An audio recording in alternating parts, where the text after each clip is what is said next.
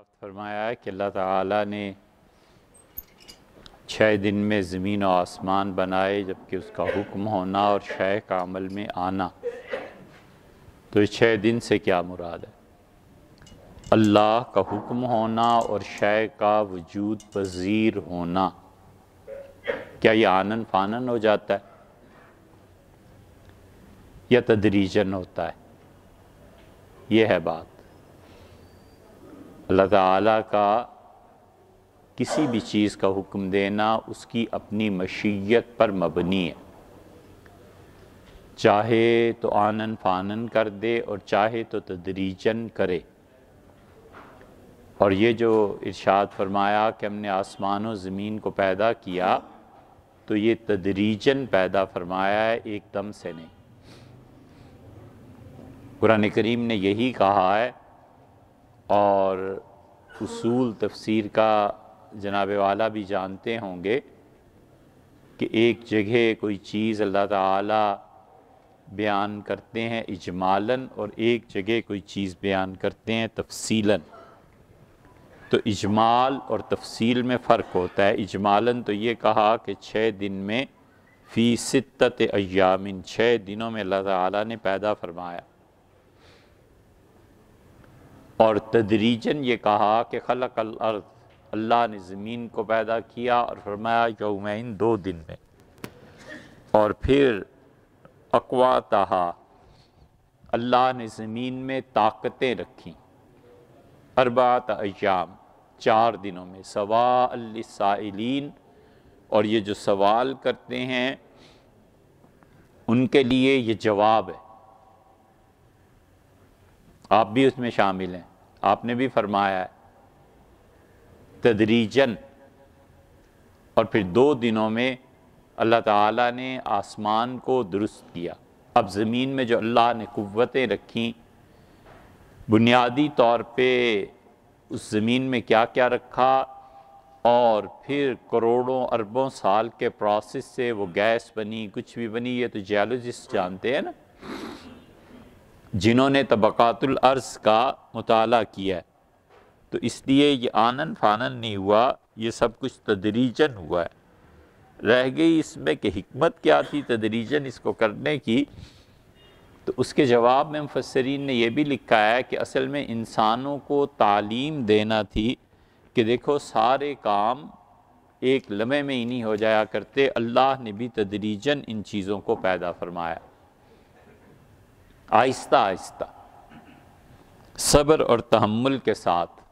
کہاں ابراہیم علیہ السلام نے دعا کی کہ میرے پروردگار اس میں میری اولاد میں ایک رسول کو بھیج جس کے یہ 4 مناصب ہوں، صفات ہوں۔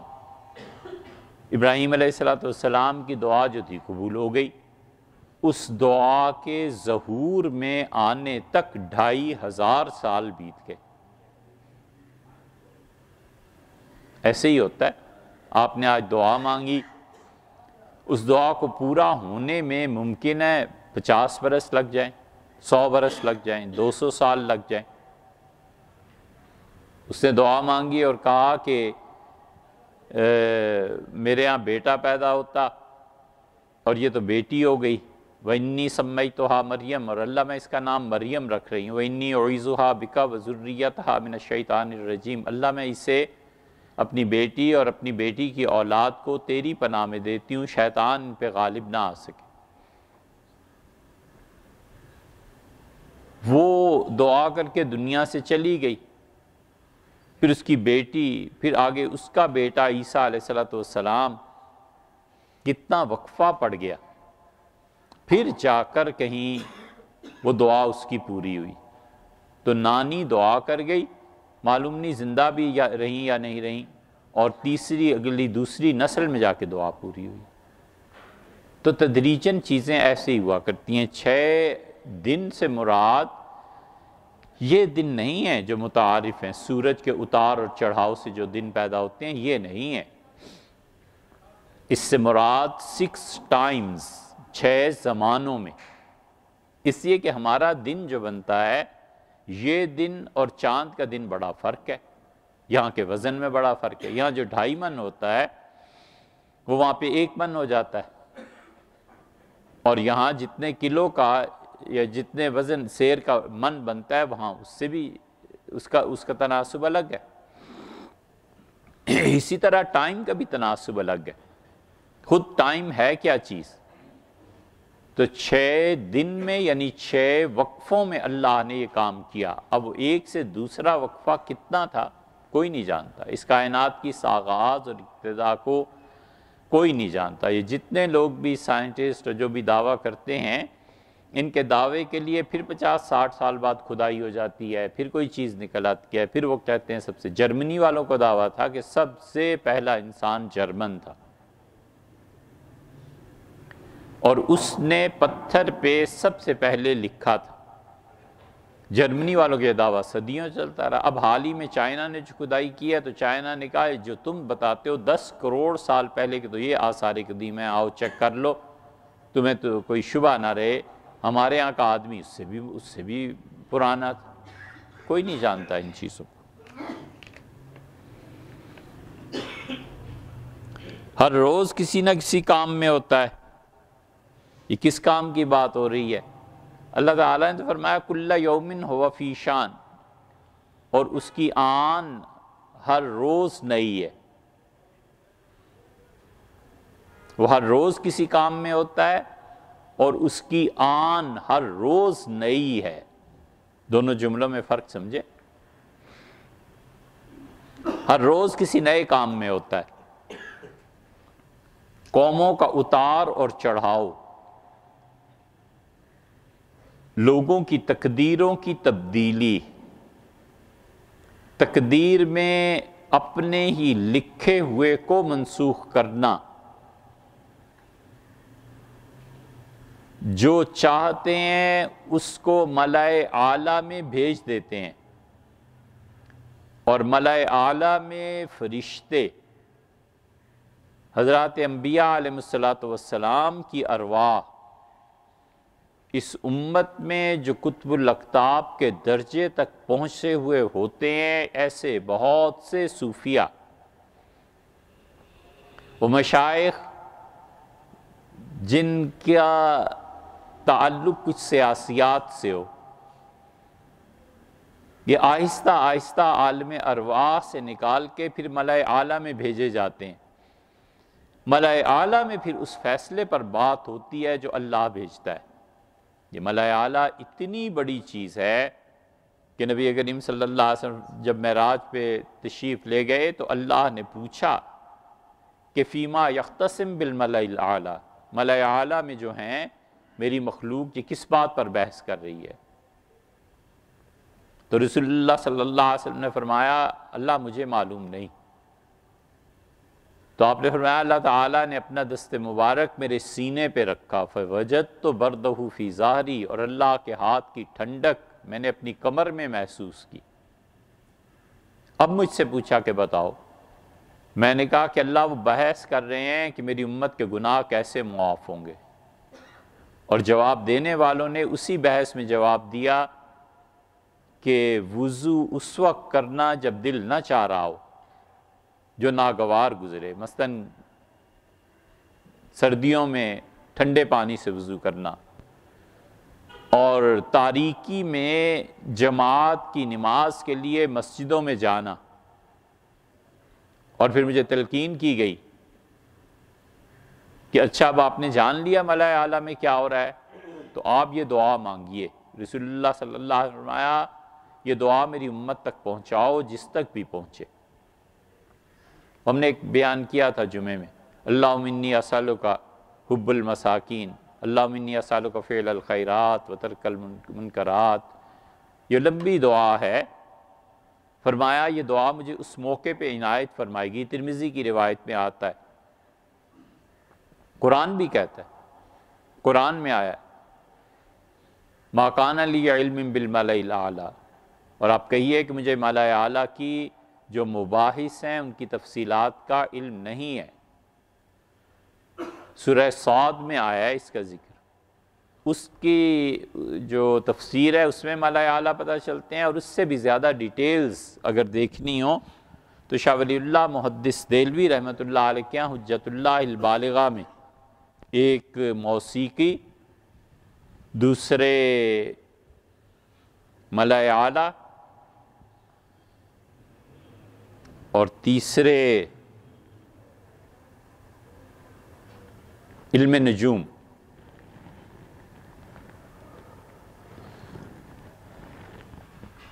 کسی شخص نے بنیادی چیزیں نہ پڑھی ہوئی ہوں، خاص طور پہ علم نجوم اور یہ فلسفیانہ مباحث حضرت شاہ صاحب رحمۃ اللہ علیہ سمجھ میں نہیں آتے۔ شاہ ولی اللہ نے اپنی زندگی کا نچوڑ اس میں ڈال دیا ہے۔ 60 سال میں تو حضرت کا انتقال ہو گیا تھا، عمر مبارک کے آخری 3 4 8 سال لگا لیں، اس میں حضرت نے لکھی ہے۔ اسی لیے یہ حجت اللہ البالغہ جو ہے یہ ایک ایک سطر ان کی زندگی کا نچوڑ ہے، پتہ ہی نہیں چلتا بسا اوقات کہ حضرت کہنا کیا چاہتے ہیں۔ وہ علم کے اس درجے پہ ہیں جس کی بشارت انہیں رسول اللہ صلی اللہ علیہ وسلم نے دی تھی کہ اب آئندہ امت میں تمہارا درجہ امامت کا ہے۔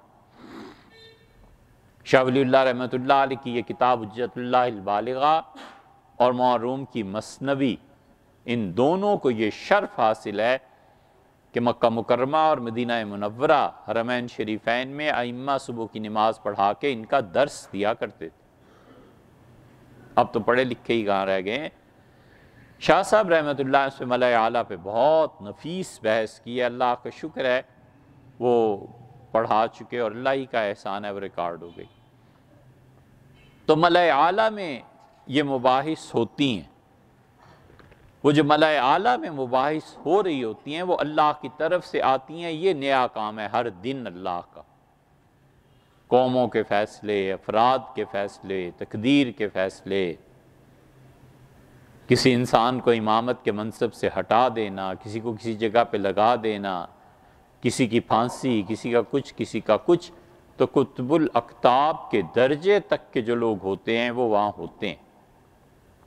اسی لیے وہاں سے حکم چلتا ہے۔ تو اللہ نے قرآن میں کہا کہ جب ہمارا حکم نازل ہوتا ہے، یعنی ملائے اعلیٰ میں آتا ہے، تو ارواح اور ملائکہ کپ کپی طاری ہو جاتی ہے، تھر تھری مچ جاتی ہے، ایک دوسرے سے گھبرا کے پوچھتے ہیں ماذا قال ربکم، کیا کہا تمہارے پروردگار نے، اللہ کا کیا حکم نازل ہوا ہے۔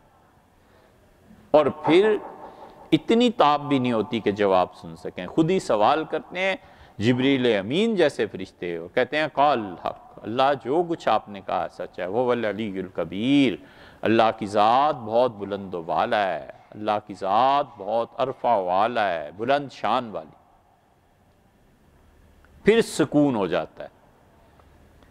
جب سکون ہوتا ہے تو پھر فرشتے اور ارواح اس حکم کو ملاحظہ کرتے ہیں جو اللہ، پھر اس کے بعد آہستہ آہستہ تدریجاً، حتیٰ کہ زمین پہ جو فرشتے ہوتے ہیں ان تک بات پہنچتی ہے، درمیان میں پھر جنات اور شیاطین لے اڑتے ہیں، اور پھر وہ جا کر ان گمراہ پیروں اور فاسق مولویوں کو بتاتے ہیں جو اپنے اختیار سے گمراہی اختیار کرتے ہیں۔ ہندو پنڈت اور مسلمان پیر اور علماء جو فاسق و فاجر ہوتے ہیں، جن کی تنہائیاں گناہوں سے بھری ہوئی ہوتی ہیں، اور جو خلق خدا کا مال مذہبی پیشوا برباد کرتے ہیں، یہ شیاطین وہ فرشتوں کی خبر ان تک پہنچاتے ہیں اور وہ اپنے مریدوں کو بتاتے ہیں کہ یہ ہونے والا ہے، یہ ہونے والا ہے، یہ ہونے والا ہے۔ فرشتے بتاتے ہیں اللہ کے نیک بندوں کو، یہاں پہنچ کر آدمی امتحان میں پڑ جاتا ہے۔ وہ کہتا ہے یار اس کی زندگی دیکھو تو کرتوتوں کی حد نہیں ہے، لیکن بات 10 سال بعد کی کرتا ہے اور سچی نکلتی ہے۔ پیر جو پیشن گوئیاں کرتے ہیں نا وہ پوری ہوتی ہیں اور خود پرلے درجے کے خدا کے نافرمان ہوتے ہیں، اس کی حقیقت یہ ہے۔ اور وہی بات اللہ کو کوئی نیک بندہ کہتا ہے، اس کی حقیقت یہ ہے کہ فرشتہ اسے خبر دیتی ہے۔ یہ سارے کام اللہ کے روز ہوتے ہیں۔ اور ایک اس آیت کی تفسیر یہ ہے کہ کل یوم ہوا فی شان، ہر دن اللہ کی نئی آن ہے، نئی شان ہے۔ یہ بہت گہری بات ہے، اس کو نہیں سمجھا جا سکتا۔ مطلب یہ کہ ابن عربی کو پڑھیے، بس اتنا ہی کہا جا سکتا ہے۔ کہ ابن عربی رحمۃ اللہ علیہ کو پڑھیے، اور ابن عربی کے شارح مولانا جامی، جن کی شرح جامی ہمارے مدارس میں پڑھاتے ہیں، مولانا جامی جو تھے نقد الفصوص انہوں نے لکھی ہے، اور ایک جگہ پہ انہوں نے 8 سطریں لکھی ہیں، کل 8 لائنز، اور انہیں بالکل سچ کہا ہے کہ مولانا روم کی مثنوی ساری یہ ہے جو میں نے 8 بالکل سچ کہا۔ ان چیزوں کو آپ پڑھیں گے تو آپ کو پتہ چلے گا کہ اللہ کی شان ہر دن کیا ہوتی ہے، وہ بہت بہت گہری چیز ہے، نہ سمجھ میں آئے تو چھوڑ دینا چاہیے، وگرنہ آدمی کبھی اس بحث میں پڑھ کے نہ سمجھ میں آئے تو کفر تک بھی پہنچ جاتا ہے، مگر وہ اتنا گہرا علم ہے، اتنا گہرا علم ہے کہ شاید ہمارے اس آخری دور میں حضرت سمجھے ہوں گے پیر میر علی شاہ صاحب رحمۃ اللہ علیہ، یا کچھ 2-4 آدمی سمجھے ہوں گے، وگرنہ اس علم تک عام آدمی کیا بڑے بڑے علامہ نہیں پہنچ سکتے۔ انسان افضل ہے یا اسلام؟ آئندہ جمعہ نہ پڑھاؤں۔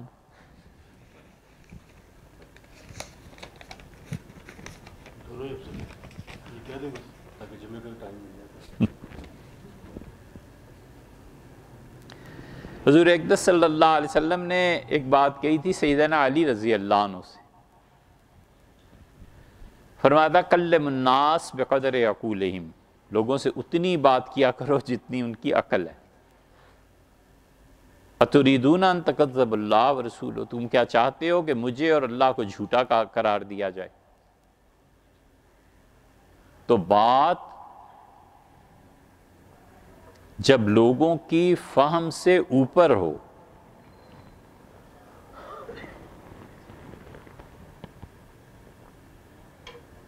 تو بے ادبی اور کفر ترویج پاتا ہے، اور بات جب فہم کی مخصوص سطح پر لے جا کر سمجھائی جائے تو سکوت طاری ہو جاتا ہے۔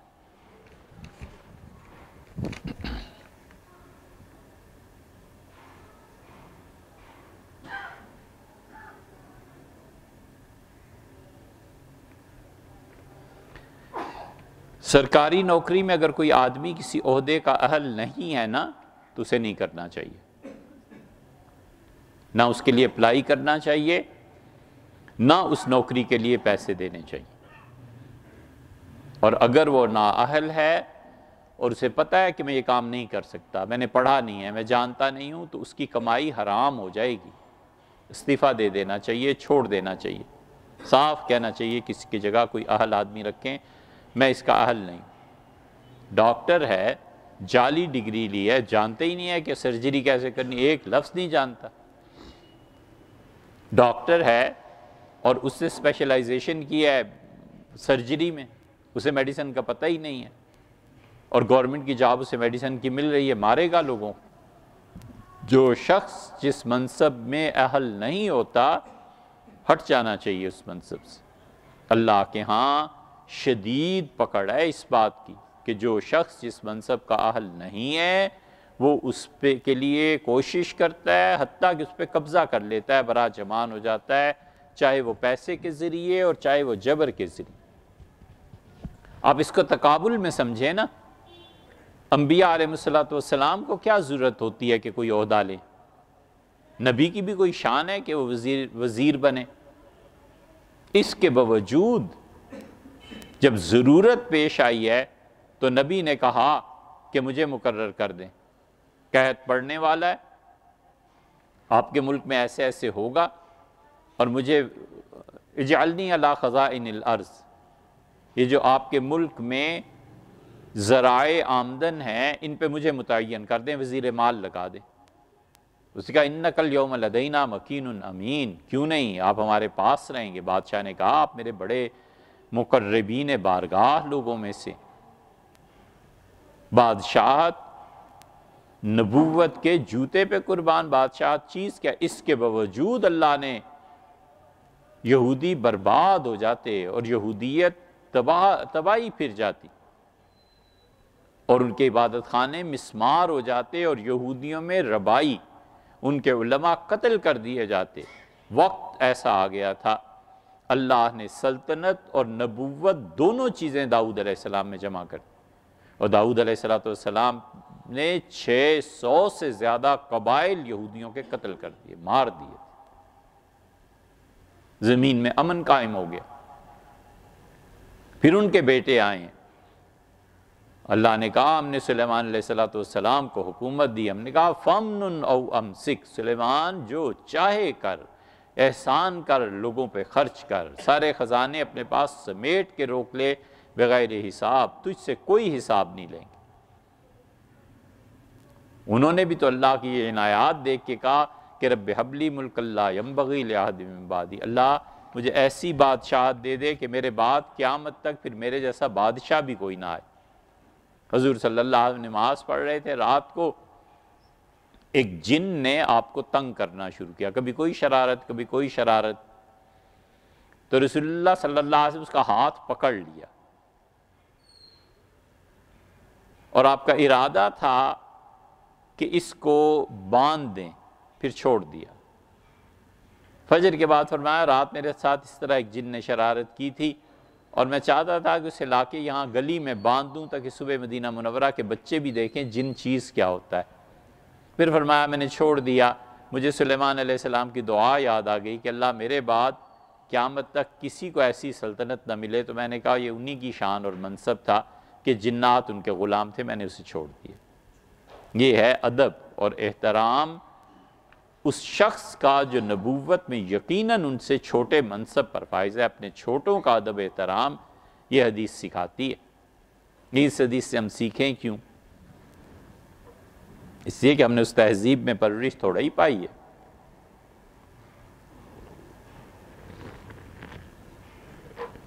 اس لیے کبھی بھی پیسہ اور رشوت دینا کہ مجھے اس منصب پر فائز کر دیں، لگے وہ جانتا ہے میں نااہل ہوں، جائز ہی نہیں۔ وہ پیسے دینے بھی حرام ہے اور اس کی طلب بھی حرام ہے۔ وزارت عظمیٰ نہیں لینی چاہیے وزیر اعظم کو، اگر وہ جانتا ہے نا کہ مجھ میں یہ صلاحیت نہیں ہے، مت اس میں جائے۔ ایک بات وہ جانتا ہے کہ اس کا اہل ہے، اس کے باوجود اس کے حقوق مارے جائیں گے، اس میں وہ پیسے دے، اور اگر نہیں دے گا تو اس کے گھر میں فاقہ پڑ جائے گا، یہ درست ہے۔ بس اس لمبی بحث میں نہ پڑے، پیسے دے اور جاب لے، کام کرے۔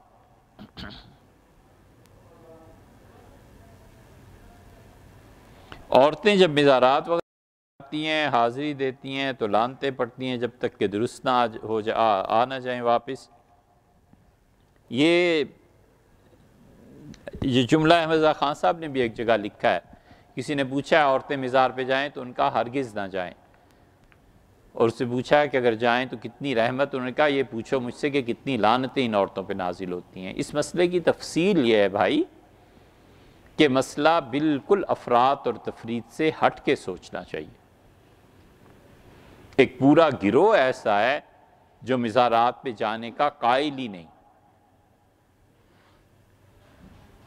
ملتان والے جو ہیں نا ان میں بڑی شدت ہوتی تھی، پتہ نہیں اب بھی ہے یا نہیں، لیکن کوئی وقت تھا۔ غلام مرتضیٰ ملتانی تھے، بہت بڑے علامہ،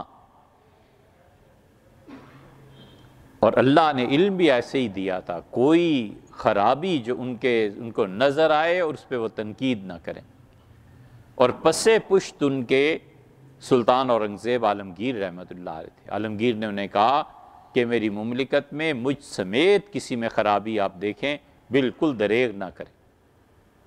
اللہ کی شان ایک جگہ جمع ہو گئے، اورنگزیب شہر میں پہنچے تو یہ اسی شہر کے تھے، اور انہوں نے پوری کتاب پیش کی ایک، تو اورنگزیب رحمۃ اللہ نے کتاب اٹھائی اور پڑھنا شروع کیا۔ اورنگزیب ان میں بڑی شدید غیرت تھی شریعت کے متعلق۔ یہ سادات بارعہ جو ہیں، یہ سامانہ کے سادات، یہ اتنا دخیل ہو گئے تھے مغلوں کے آخری دور میں کہ ان کے اشاروں سے حکومتیں بدلتی تھی۔ دلی کے ایک قاضی تھے، انہوں نے فیصلہ کیا سادات کے خلاف، دربار میں اطلاع یہ آئی کہ سادات نے ماننے سے انکار کر دیا ہے، تو اورنگزیب نے اپنی آستینیں چڑھا لیں اس نے کہا حضور صلی اللہ علیہ وسلم کی شریعت کے خلاف یہ سادات یہ نہیں مان رہے، میں ان کو تہس نہس کر دوں گا، ان کے آدمی کوئی نہیں بچے گا۔ یہ بڑے لوگ تھے، ان کا ایک جملہ بھی بڑا وزنی ہوتا تھا، سراسیمگی پھیل گئی اور سادات چپ لگ گئی، مانا جو کچھ قاضی نے کہا۔ اورنگزیب کو کتاب دی، اورنگزیب رحمۃ اللہ نے 3 صفحے اس کے پڑھے اور کتاب رکھی اور دونوں ہاتھ اٹھائے اور کہا اللہ کا شکر ہے میرے دور میں ایسے لوگ موجود ہیں جو مجھ پہ تنقید کرتے ہیں، میرے خلاف لکھتے ہیں، میں خوش ہوں۔ یہ جو انہیں پھر بلایا، انہیں کہا کہ میں آپ کو ایک شہر دے دیتا ہوں جو آپ ہندوستان میں چاہیں، اور اختیار بھی پورے ہیں، اس شہر میں کوئی بھی شریعت کے خلاف آپ کام دیکھیں آپ کو پورا اختیار ہے۔ انہوں نے کہا عوام پہ اختیار دیتے ہیں، خواص پہ بھی دیں۔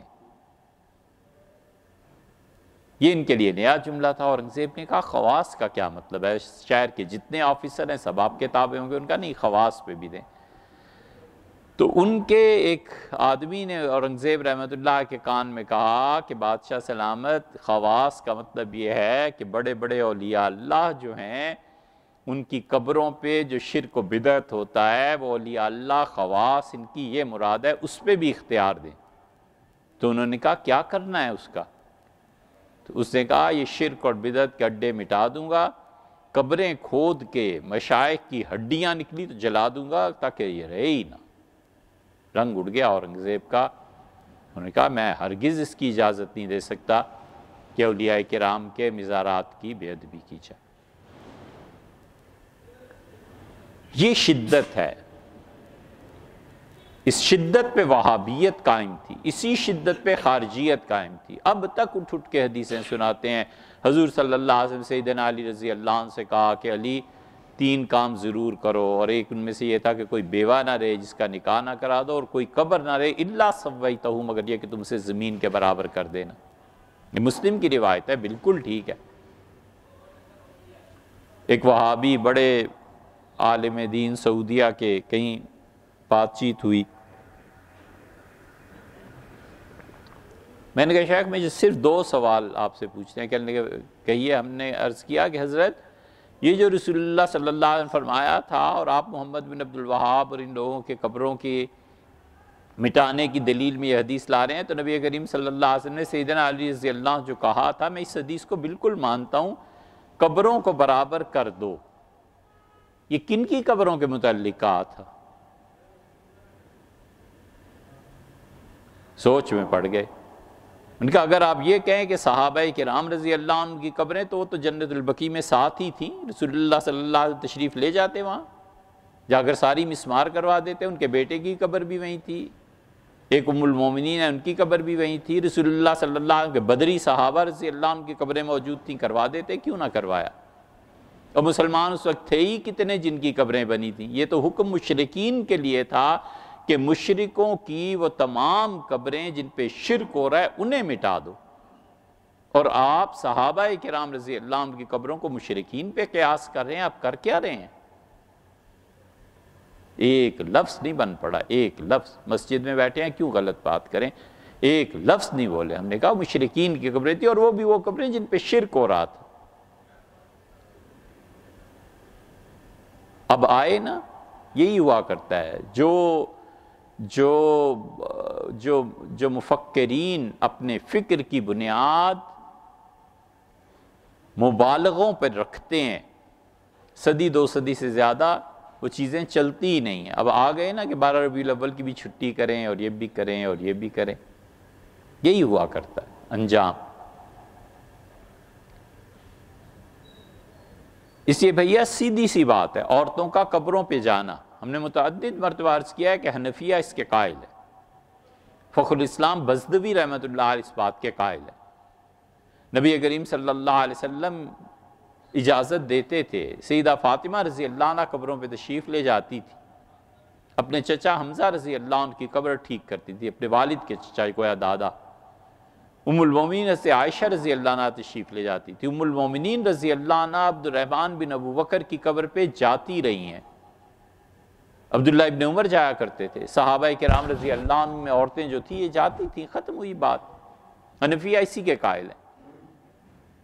ہم کہتے ہیں مطلقاً منع کیا تھا، خیبر کے دن مطلقاً اجازت دی، ایبسلیوٹلی منع کر دیا تھا کہ مرد و عورت کوئی نہیں جائے گا۔ خیبر کے دن سب کو اجازت دے دی تھی کہ سب جائیں، اور کہا کنت نہیتکم، میں نے تمہیں منع کیا تھا، الآن فزوروا، اب میں تمہیں اجازت دیتا ہوں جایا کرو، فإنها تذکرکم بالآخرہ، اس سے تمہیں آخرت کی یاد آئے گی۔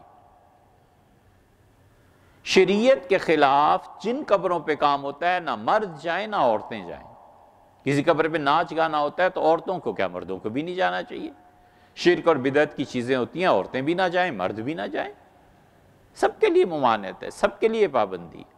اور جہاں نہیں ہوتا وہاں جائیں، ایصال ثواب کریں اور ان کی مغفرت کی دعا کریں، اور وہاں پر دعا مانگنے کا تصور اس لیے ہے کہ خدا کی رحمت ان قبروں پہ نازل ہوتی ہے۔ جو شخص یہ کہتا ہے کہ وہ دعا کی جگہ نہیں ہے، اسے چاہیے کہ اس بات سے پہلے وہ سوچ لے پچھلی امت میں کم سے کم 1200-1300 سال کا یہ عمل ہے، تابعین تک سے یہ ثابت ہے۔ کیا کرنا ہے؟ سب کو گمراہ قرار دینا۔ اسی عورتیں جائیں مزارات پہ، بشرطے کہ شریعت کے خلاف نہ ہو تو۔ اگر وہاں بے پردگی ہے، وہاں پہ کوئی شرک و بدعت ہے، بالکل نہیں جانا چاہیے، نہ عورتیں جائیں نہ مرد جائیں۔ اور جہاں پہ کوئی ایسی چیز نہیں ہے، ماں جانا چاہتی ہے، بیٹی ہے، جوان شوہر کا انتقال ہو گیا ہے، بیوی جانا چاہتی ہے، اب کیوں سے منع کرتے ہیں؟ انسانی جذبات ہیں نا آخر۔ لندن امریکہ سے میت آتی ہے، پھوپھی ہے، چچی ہے، اگر ان ظالموں کے دلوں میں خدا نے رحمت کی کوئی جگہ نہیں چھوڑی اور انہوں نے نفرتوں میں پرورش پائی ہے تو روک لیں، پھر ماں اور پھوپھی کو نہ جانے دیں۔ مگر جہاں خدا کی رحمت ہے، دین ہے، وہ کہتا ہے جاؤ، جا کے بیٹے کی قبر پہ، چچا بھتیجا کوئی قبر ہے جائیے، دعا مانگیے، کوئی شرک و بدعت کا کام نہ کیجیے اور چپ کر کے واپس لوٹ آئیے۔ یہ ہے اعتدال کا، لیکن آئندہ ایسا سوال نہ کریں بھیا، بہت مرتبہ اس کی تفصیل بیان کر چکے۔ کہا جاتا ہے جس نے اپنے آپ کو پہچانا اس نے رب کو پہچانا۔ اس بات کا کیا مطلب ہے؟ اس بات کا مطلب بڑا سادہ سا ہے کہ جب آدمی پہ اپنی حقیقت کھل جائے نا تو دنیا میں کوئی دھوکہ نہیں رہتا۔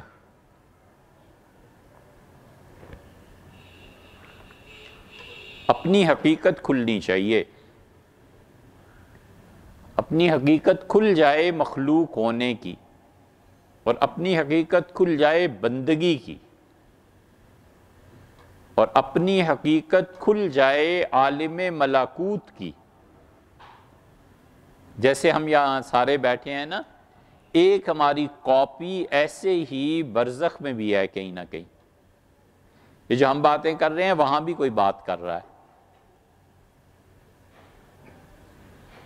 اللہ کو آپ یاد کرتے ہیں تو آپ کا پروردگار بھی آپ کو یاد کرتا ہے فرشتوں کے سامنے۔ یہاں مثلاً ایک آدمی ہے، اس کا نام کامران ہے۔ کامران کہتا ہے کہ لوگوں پروردگار ہر عیب سے پاک ہے، تو اللہ کہتا ہے کہ کامران نے سچ کہا، اور میرے فرشتوں اس پہ گواہ رہنا، یہ کامران جو ہے ہم اسے بھی پاک کر رہے ہیں۔ یہ ساری ڈپلیکیشن عالم برزخ میں ہے، اور عالم برزخ میں ایک بہت بڑا آدمی ہے، شیخ اکبر جسے انسان کہتے ہیں، اور شاہ ولی اللہ محدث دہلوی رحمۃ اللہ اس کا تذکرہ کرتے ہیں، اور در منصور میں سیدنا علی رضی اللہ عنہ کی جو روایت آتی ہے، اس آدمی وہ شخص اکبر جو ہے نا، بڑا آدمی، اس حدیث پہ اگرچہ محدثین نے بحث کی ہے، بہت سے نہیں مانتے، لیکن شاہ ولی اللہ، ابن عربی، معروم خود مثنوی والے، یہ سارے لوگ اسے مانتے ہیں۔ جب آدمی پہ یہ حقائق کھل جاتے ہیں نا تو پھر کوئی چیز سے دھوکہ نہیں دیتی، حسن دھوکہ نہیں دیتا، پیسہ دھوکہ نہیں دیتا، عہدہ دھوکہ نہیں دیتا، کسی بڑے سے بڑے شخص کا خوف اور کسی مظلوم سے مظلوم شخص کا پسیجنا، دونوں اس کو حقیقت سے منحرف نہیں کرتے۔ اپنی حقیقت کھلنی چاہیے کہ میں ہوں کیا۔ دنیا میں سب سے بڑی حقیقت یہی ہے کہ میں ہوں اور کیا ہوں، یہ کیا کھل جائے نا، بس یہ ہے۔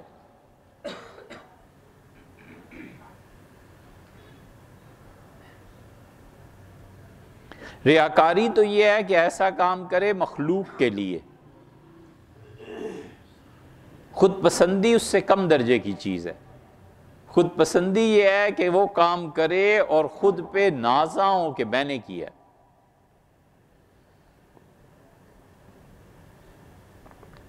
وہی فرق ہے جو غرور اور عجب میں فرق ہوتا ہے۔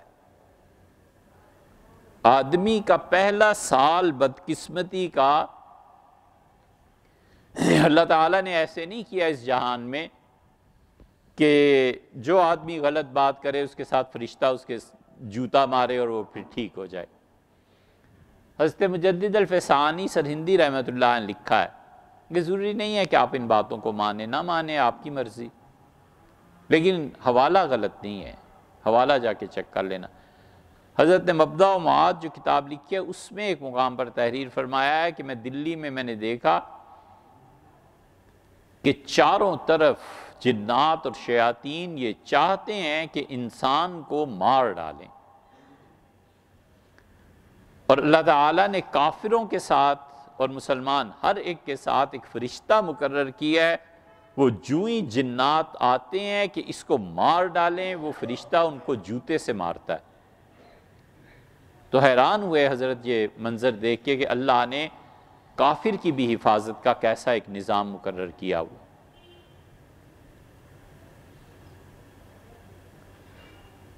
ہوتا یہ ہے کہ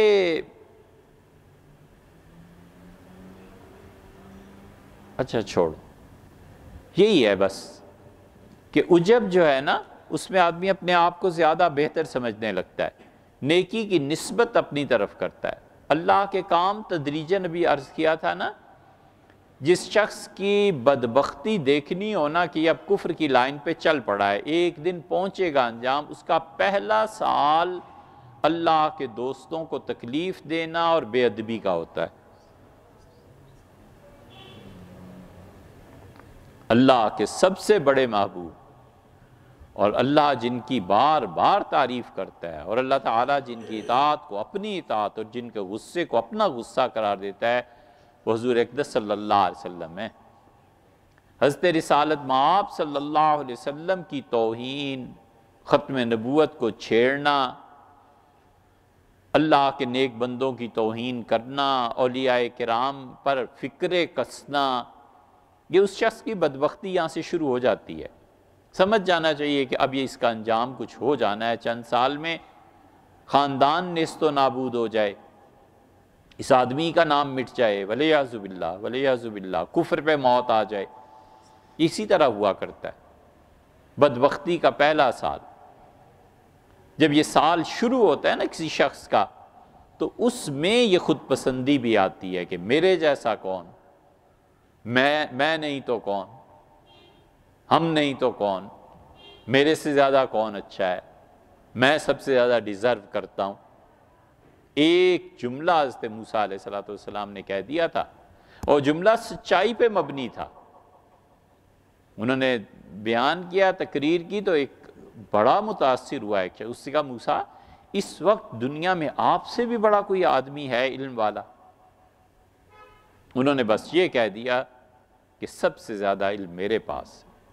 ایک جملہ تھا، گرفت ہو گئی۔ اللہ نے فرمایا فلاں جگہ جاؤ اور وہاں تمہیں ایک آدمی ملے گا، اس کی صحبت میں رہ کے سیکھو۔ تو انہوں نے جا کے درخواست کی کہ مما علمت شیئا، جو اللہ نے آپ کو سکھایا ہے مجھے بھی کچھ سکھا دیں۔ اسے کہا اللہ موسیٰ تم میرے ساتھ رہ کے صبر نہیں کر سکے۔ پھر ہوا جو قرآن کریم نے بیان کیا ہے۔ اس لیے ریاکاری میں دوسروں کی نظر میں اپنے آپ کو معبود بنانا ہے۔ ریاکاری میں دوسروں کی نظر میں اپنے آپ کو معبود بنانا ہے، اور خود پسندی میں خود اپنے نفس کا عابد بننا ہے۔